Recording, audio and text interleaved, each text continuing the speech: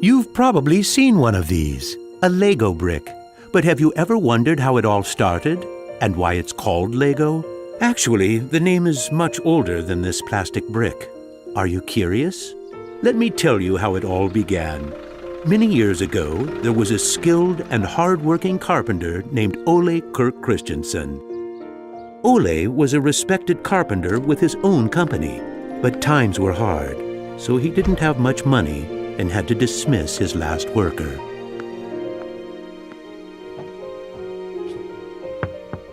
Come on in. I've closed down the workshop and packed my things. Thank you. I suppose I'd better write you a paycheck.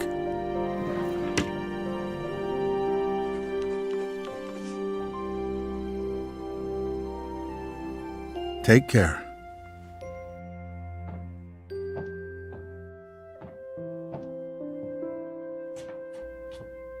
Well, that was the last one. I just didn't imagine that it would come to this. I know. It's hard to understand. But at least now it can't get much worse. But it did get worse. Shortly after, Ole lost his wife. But Ole was a special person. He wasn't the type that gave up.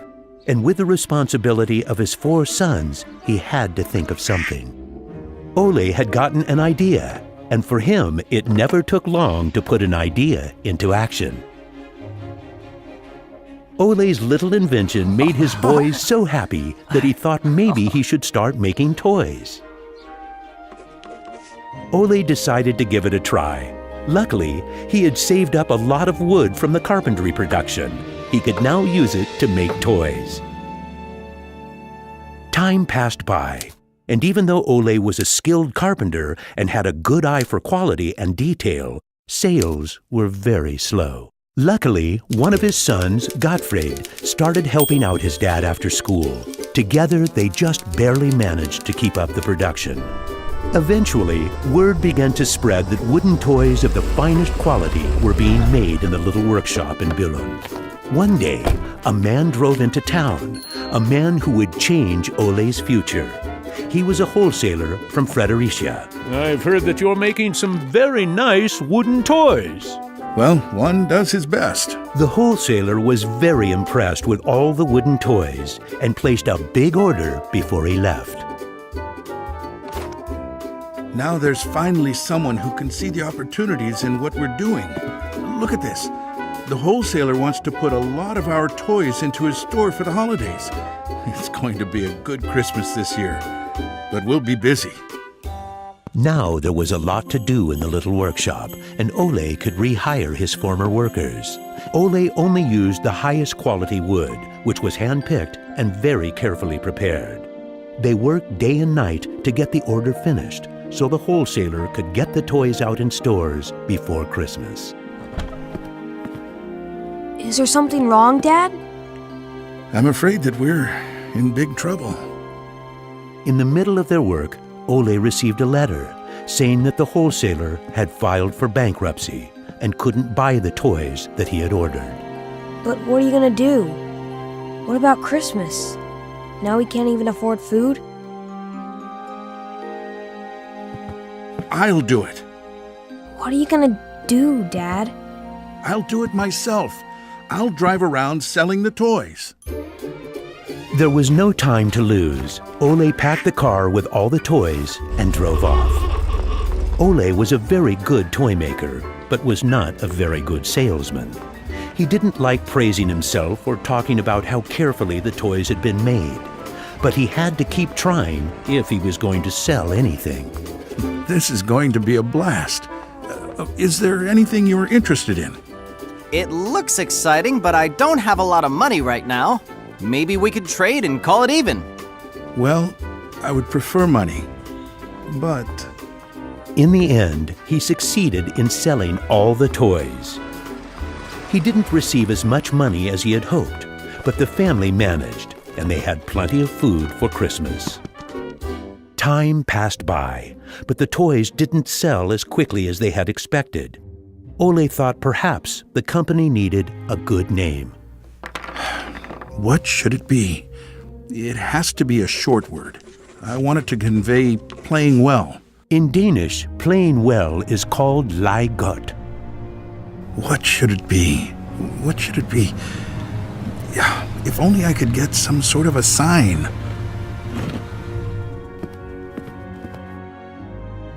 Lego. As you can see, Ole himself ended up finding a very suitable name. But what he didn't know was that in Latin, the word Lego means I put together. The name Lego was well received, and the company slowly started to move forward. We have made 3,000 crowns this year, and we have more orders than usual. Did you say 3,000 crowns? Then you need to see what I've been looking at.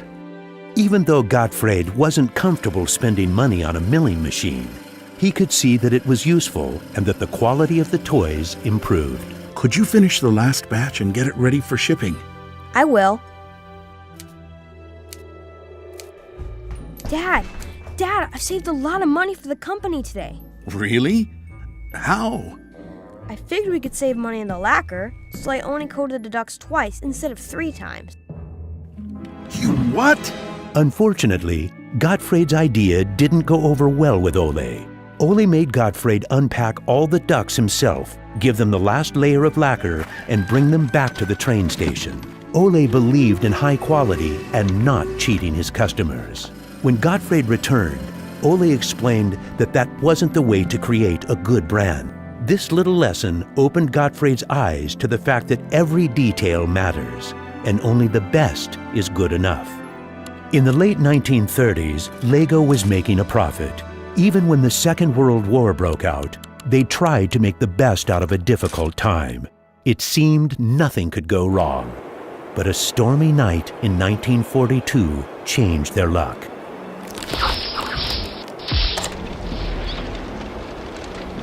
There's a fire! The workshop is on fire!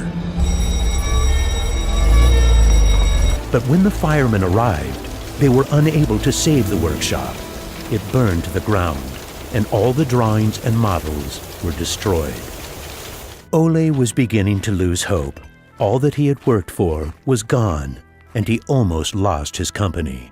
But being responsible for his children and workers inspired him to rebuild Lego.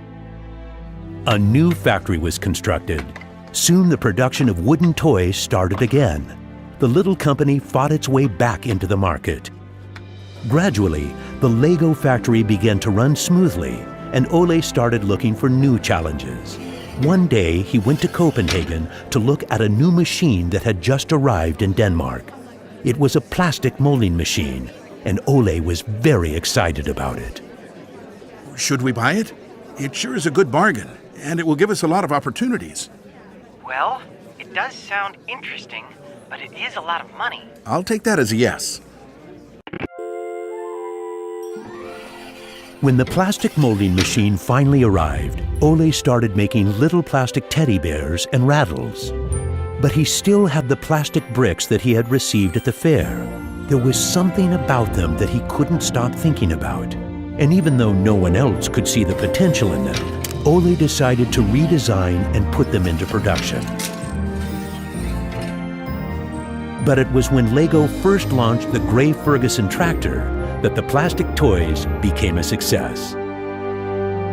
Unfortunately, the sales were dropping during the summer, and the company had too many toys in stock.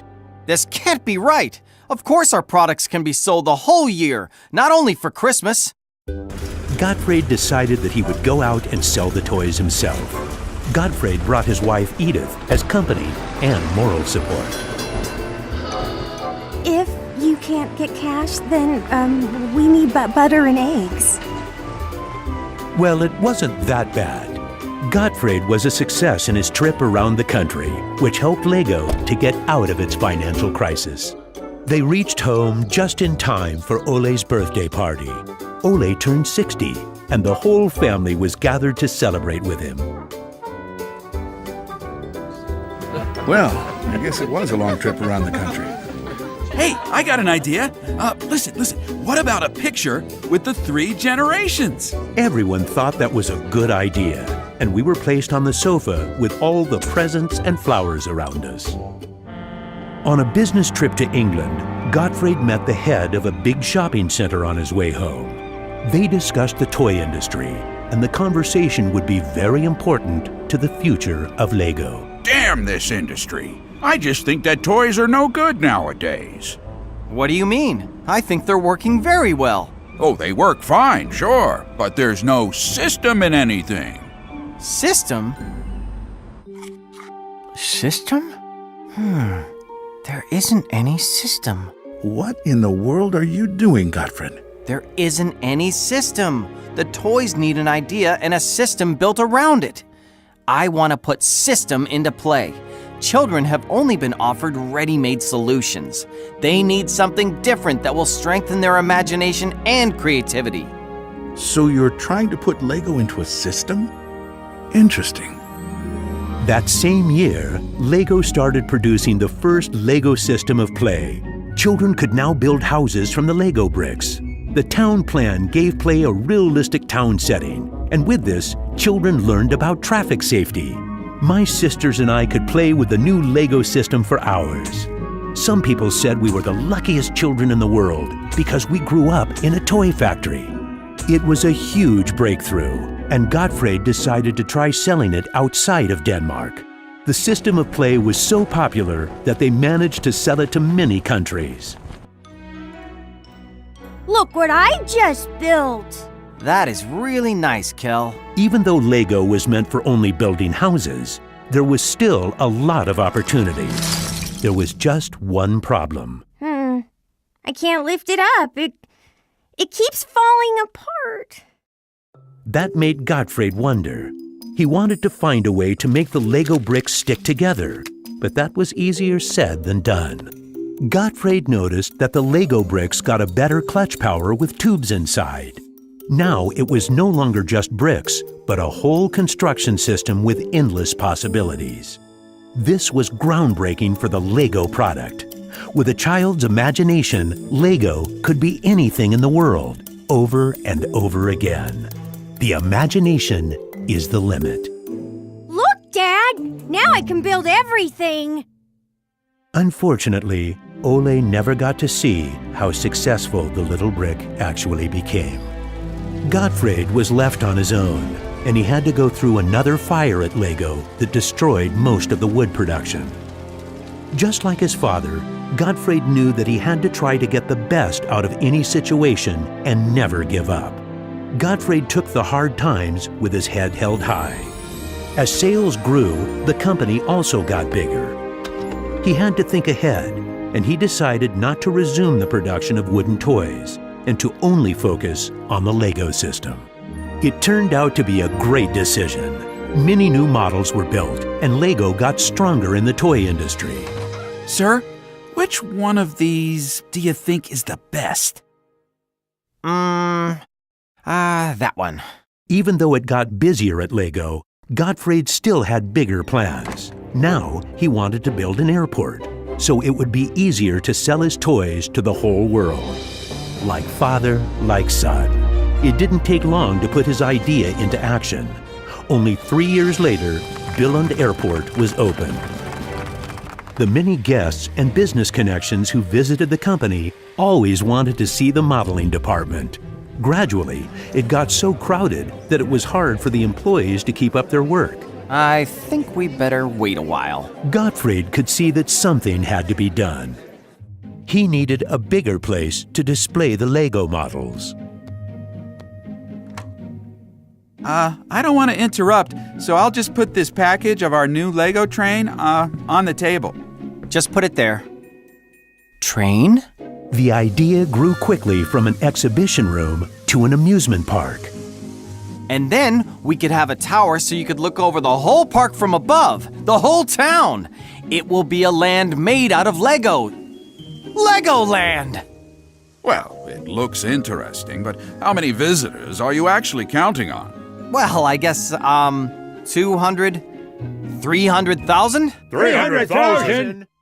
Even though it sounded like a lot, my dad was actually pretty far off the mark. There were 600,000 guests the very first year. My family and I were there to greet the guests. We've kept up this tradition ever since.